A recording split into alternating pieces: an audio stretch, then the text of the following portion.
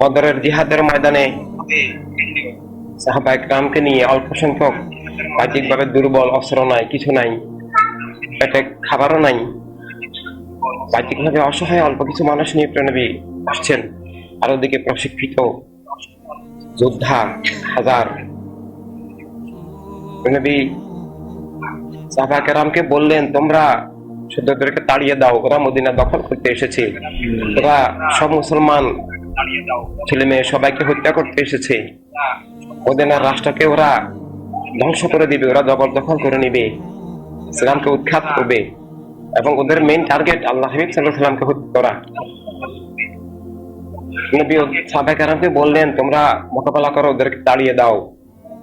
আর এদিকে নবী নিজে সিজদায়, বারবার সিজদায় গিয়ে আল্লাহ তাআলার দরবারে মুনাজাত করছেন, আবার উঠছেন, আবার দুহাত এমন ভাবে উপরে তুলছেন, সাহাবা কেরাম বলতেন যে বগল মোবারক দেখা যাচ্ছে। এভাবে বারবার বলছেন, তুমি যদি সাহায্য না করো, তুমি যদি বিজয়ী না করো, তুমি যদি রক্ষা না করো, কিয়ামত পর্যন্ত ইসলাম শেষ হয়ে যাবে, বিলুপ্ত হয়ে যাবে, উৎখাত হয়ে যাবে।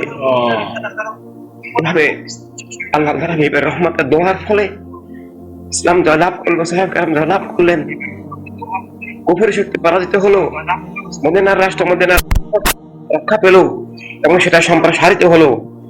এভাবে সেই ধারাটাকে সাহাবা কেরাম, তখন মদিনার আয়তন, আমাদের রাষ্ট্রের আয়তন মাত্র 24 বর্গ মাইল, একদিকে 6 মাইল, একদিকে 4 মাইল, আর সেই 24 বর্গ মাইল পরবর্তীকালে 24 লক্ষ বর্গ মাইলে পরিণত করেছেন মহান মকবুল সাহাবা কেরাম। কিন্তু পরবর্তীকালে সেই রাষ্ট্রকে জবরদখল করে আইএমএ জাহিলিয়াতের অপশক্তি মুয়াবিয়া গ্যাং কারবালা, আমাদের ইমাম আমাদেরকে শিক্ষা দিয়েছেন যে খেলাফত রক্ষায় বরাত রক্ষা, খেলাফত রক্ষায় ইসলাম রক্ষা, খেলাফত রক্ষায় জীবন রক্ষা, খেলাফত রক্ষায় সমগ্র মানব মণ্ডলীর কিয়ামত পর্যন্ত বরাত রক্ষা।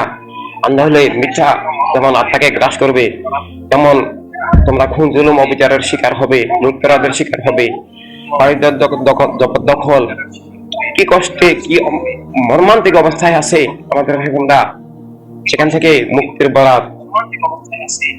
ইমানিয়াত, ইনসানিয়াত, ওয়ার্ল্ড সিভিল মুভমেন্ট, ওয়ার্ল্ড ইমানিক মুভমেন্ট, ওয়ার্ল্ড হিউম্যানিটি রেভলিউশন, অস্তিত্বের বরাত, আল্লাহ হাবিবের হওয়ার এবং আল্লাহ হাবিবের রহমত, নিয়ামত, খেরাত, বারাকাত লাভ করার এবং সমগ্র মানব মণ্ডলীকে সে বরাত পৌঁছানোর, ইমানি বরাত পৌঁছানোর, জীবনের বরাত পৌঁছানোর, সবার জীবন নিরাপত্তা অধিকার রক্ষার জন্য আমাদেরকে কাজ করতে হবে। এভাবে যেমন আমরা দোয়া, মুনাজাত, সালাম সবকিছু করতে হবে, তেমন ভাবে আমাদেরকে ফিল্ডে থাকতে হবে। সাহাবায়ে কেরাম যেমন দোয়া, মুনাজাত, সিজদা, জিকির, নামাজ, রোজা সবকিছু ব্যাপকভাবে করেছেন, তেমন ভাবে দিন রাত তারা ফিল্ডে, জিহাদের ময়দানে, ফিল্ডে কাজ করেছেন, হকের আহ্বান পৌঁছেছেন, মানুষ তৈরির চেষ্টা করেছেন, করতে গিয়ে লাঞ্ছিত হয়েছেন, অপমান হয়েছেন, নিহত হয়েছেন, তারপরেও তারা পিছাননি।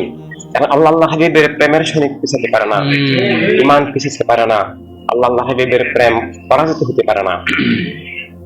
আমরা যদি আরেকবার দাঁড়াই, আমরা অবশ্যই আল্লাহ হাবিব সাল্লাল্লাহু আলাইহি ওয়াসাল্লামের ওয়াদা যে আমরা বিজয়ী হব, তারা আবার ফিরে আসবে।